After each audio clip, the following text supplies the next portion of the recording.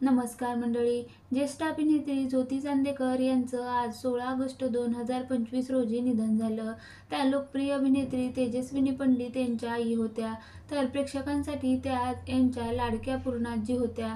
त्यांच्या निधनानं आता प्रेक्षकांना देखील धक्का बसलाय. तर संपूर्ण सिनेसृष्टीवर शोककळा पसरली. त्या 68 वर्षाच्या होत्या. गेल्या काही दिवसापासून त्यांच्यावर पुण्यातील रुग्णालयात उपचार सुरू होते. मात्र आज त्यांची प्राणज्योत मावळली. त्यांच्या निधनाचं कारण समोर आलं. ज्योती चांदेकर या बऱ्याच आजारांचा सामना करत होत्या. त्या गेल्या वर्षी ठरलं तर मगच्या सेटवर चक्कर येऊन पडल्या होत्या. ऐन मंगळागौरीचं शूटिंगच्या दरम्यान त्या खुर्चीवरच बेशुद्ध झाल्या.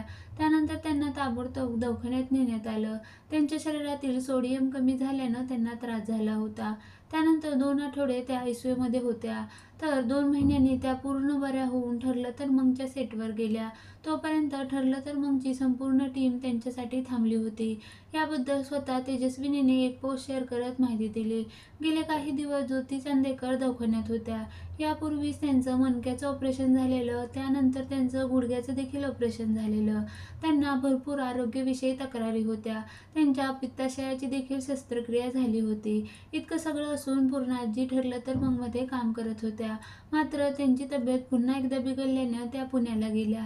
तिथल्या खासगी रुग्णालयात त्यांच्यावर उपचार सुरू होते. मात्र अखेर त्या आजारपणाशी झुंज हारल्या आणि त्यांनी आज दुपारी 4 वाजता सगळ्यांचा निरोप घेतला. त्यांच्या पार्थिवावर उद्या सकाळी 11 वाजता पुण्यातील वैकुंठ स्मशानगृहात अंत्यसंस्कार पार पडण्यात येणार आहेत.